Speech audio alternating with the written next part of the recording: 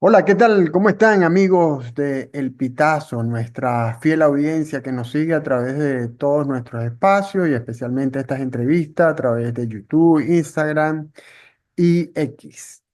El día de hoy nos encontramos con Rixio Portillo, periodista egresado de la Universidad del Zulia, es decano de la Facultad de Comunicación de la Universidad Católica Cecilio Acosta, también en el Zulia, y un experto en temas del Vaticano que hoy día es profesor además de la Universidad de Monterrey en México.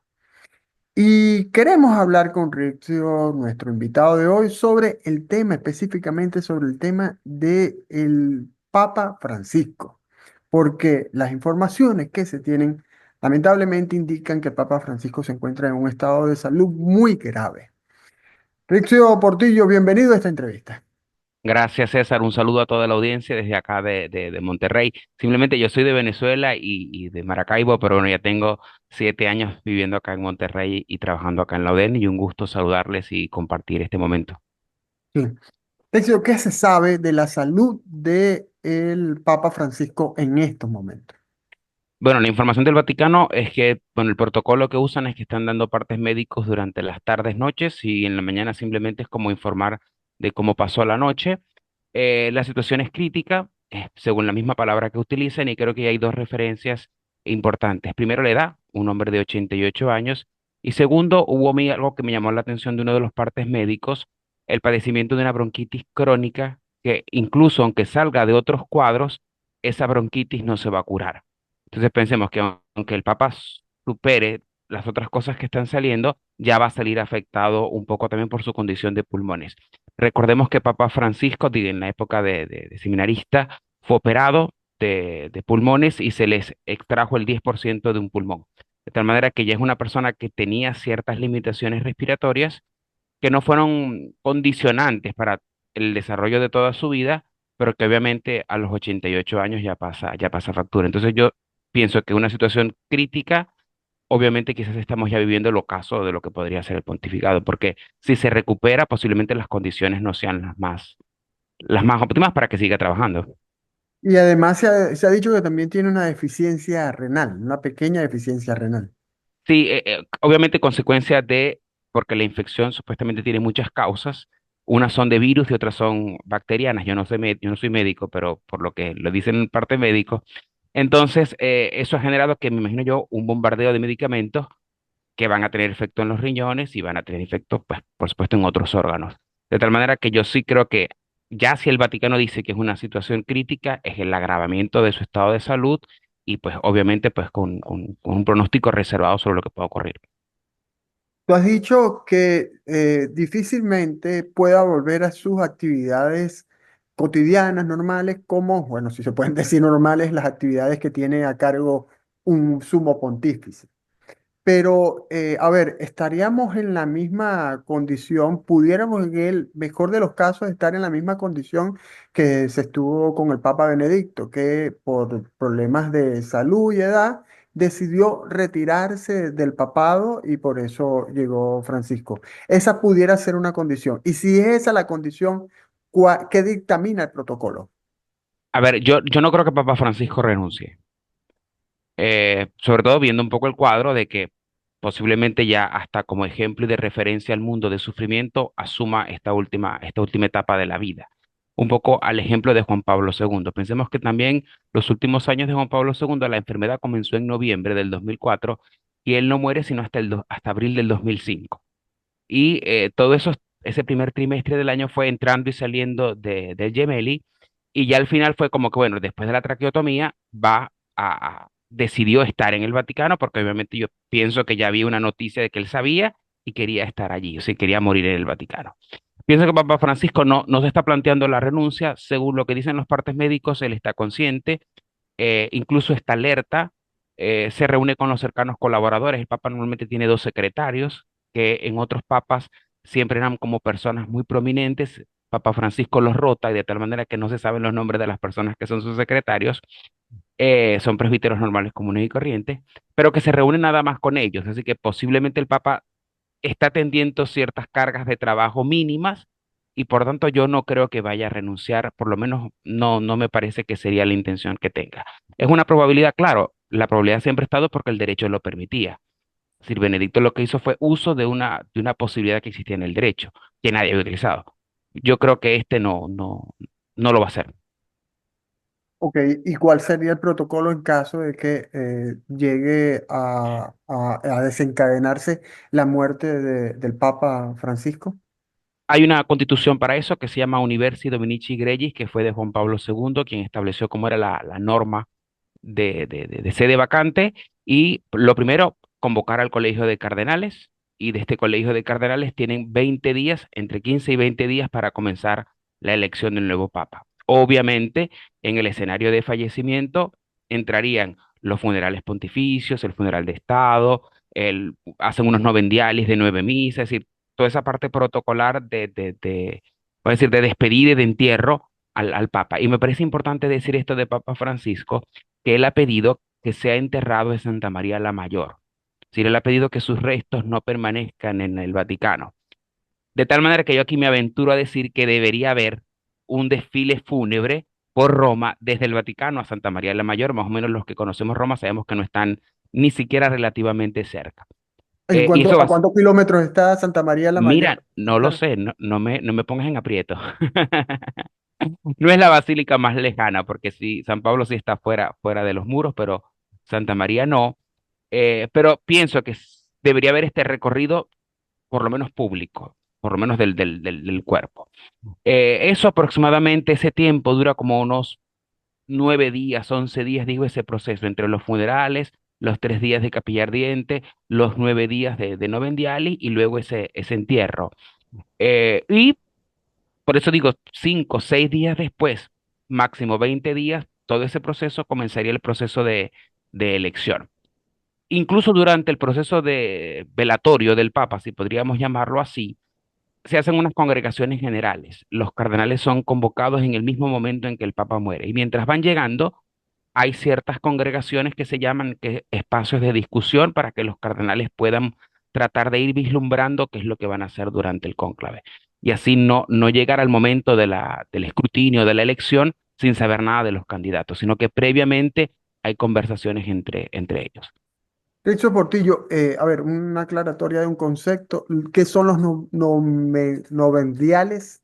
Los novendiales son 9 misas, como en nuestros países, que después de la Como los misa, novenarios, los los novenarios. novenarios, exacto, Ok, es como la ok, palabra italiana, pero vaya, es como un novenario que se hace en honor al Papa. Se hizo con Juan Pablo II, no se hizo con Benedicto, porque Benedicto no era el Papa reinante.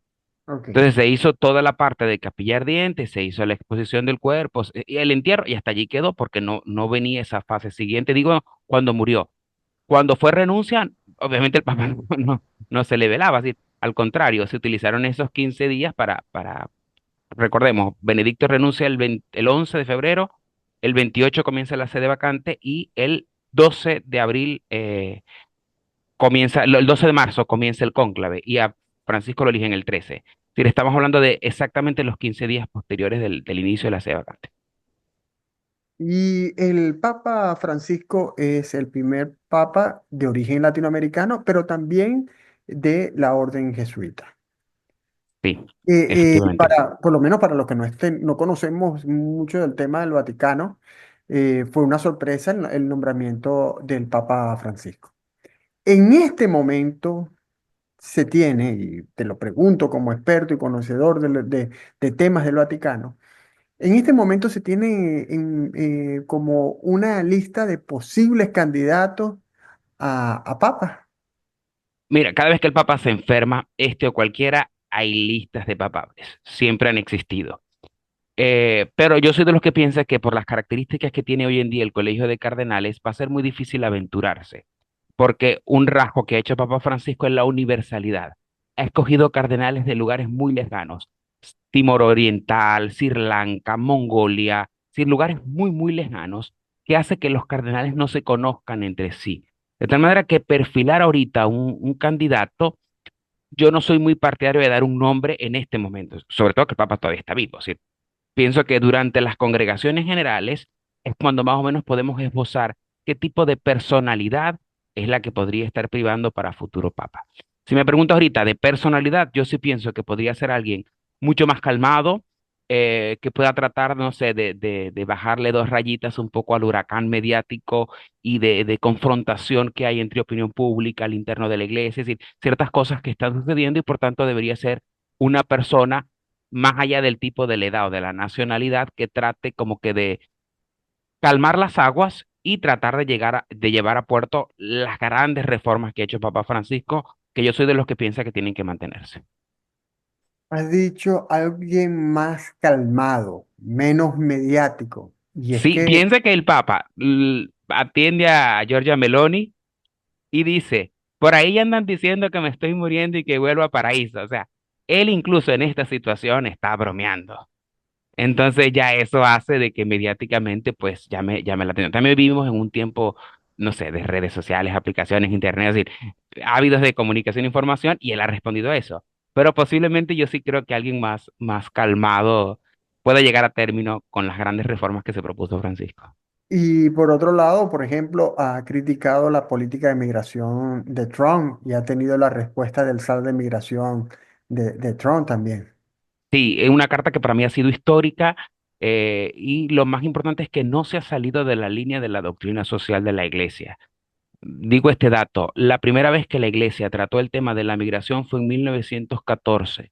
El Papa Pío X, que era el Papa de la condena a la modernidad, muy lejano a este Papa, obviamente en tipo de pensamiento, y ya hubo un respaldo a la preeminencia de los derechos humanos de los migrantes. Yo creo que ha sido fundamental esta carta y yo la he visto, o sea, de muy buena manera, porque creo que es ponerse del lado de la gente que está sufriendo, porque no podemos, digo ahora como venezolanos tú y yo lo sabemos, es decir, no podemos criminalizar una situación irregular de documentos y papelería. En caso tal serían trámites administrativos.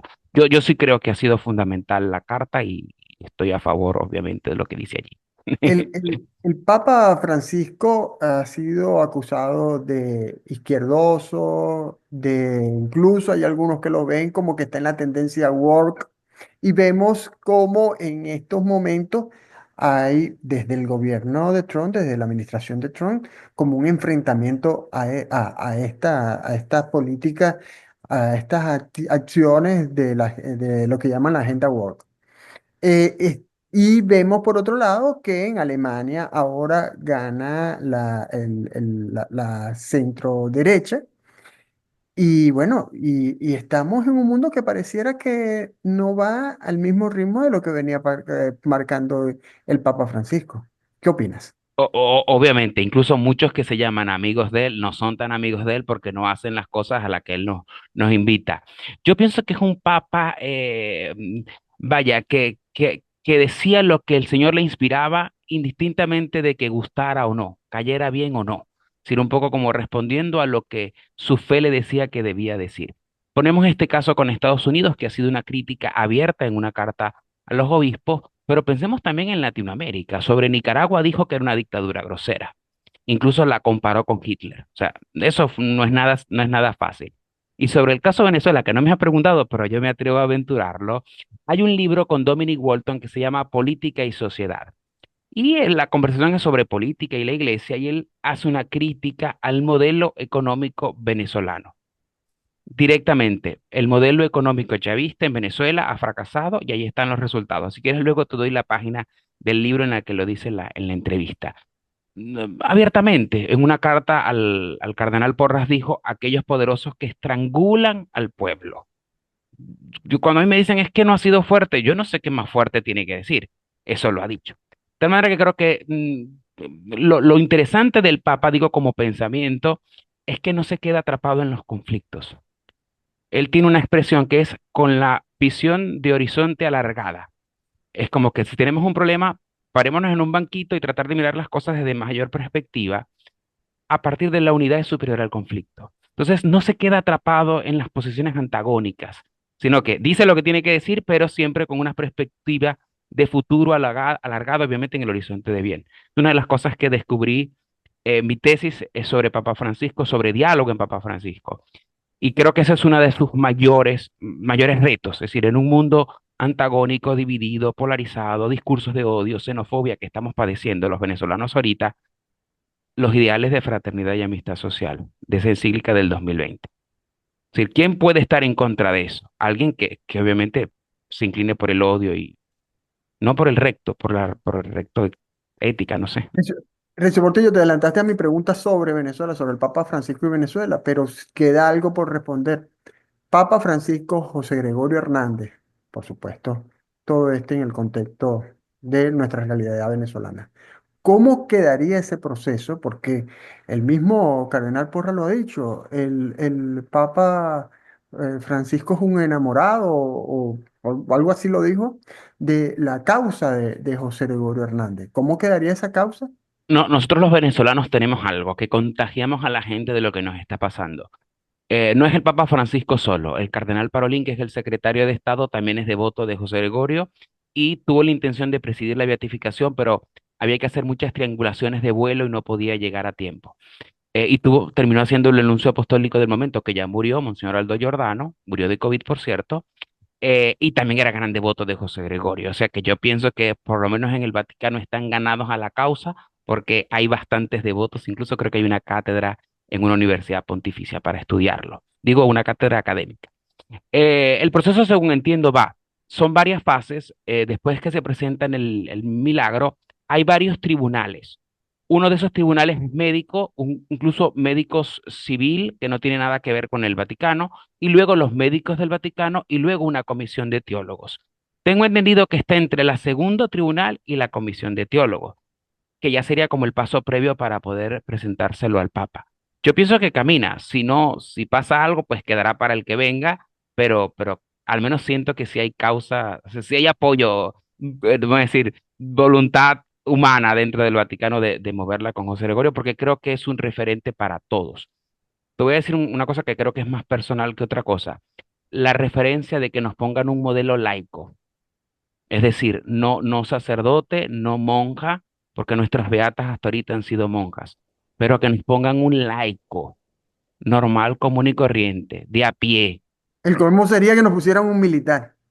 No sé si hayan algún militar de referencia. Nos están poniendo un laico que le servía a los pobres, inclusive pobres y los poderosos, porque también tenía cierta vinculación con Juan Vicente Gómez. Yo creo que es un ejemplo moral para todos, académico, religioso, civil, de ayuda. Es decir, José Gregorio Hernández, yo creo que resume lo mejor que podemos ser los venezolanos. En conclusión, Enrique Portillo, como estudioso de la figura del Papa Francisco, a tu juicio, ¿cuál sería el mayor legado que dejaría el Papa de su pontificiado? Te diría tres palabras claves. Una al interno de la iglesia, que sería apertura. Esa frase que a él le gusta repetir de una iglesia en salida. Incluso iglesia en salida pobre para los pobres. Ya esas dos palabritas para mí son altamente revolucionarias para quien se plantee realmente una iglesia pobre para los pobres en salida. Eso me parece que es formidable. Digo, hacia adentro, la difícil tarea que tienen los curas y los religiosos, incluso nosotros los laicos, de vivir esto de iglesia en salida. Hacia afuera, ya como iglesia en salida, creo que el ideal de la fraternidad, que incluso tiene su referencia en los ideales de la Revolución Francesa. Es decir, realmente entender la convivencia humana como hermanos. Y si no llegamos a eso desde la amistad social, es decir, pienso que, insisto, en un mundo de división, el lograr un entendimiento, yo creo que es fundamental. Y el Papa apuntaba a eso. Frente a temas comunes, te voy a poner un ejemplo con el cambio climático y toda esta discusión. Él en esa encíclica del 2015, en la Laudato Si, proponía un consenso mundial. Entonces, ¿qué es un consenso? Es como que tratar de llegar a acuerdos mínimos de convivencia frente a temas comunes. A mí me parece que su gran legado es una iglesia en salida, ojalá que pobre para los pobres, pero abierta a la fraternidad y a la amistad social. Si miramos esto, nos damos cuenta que nadie queda por fuera.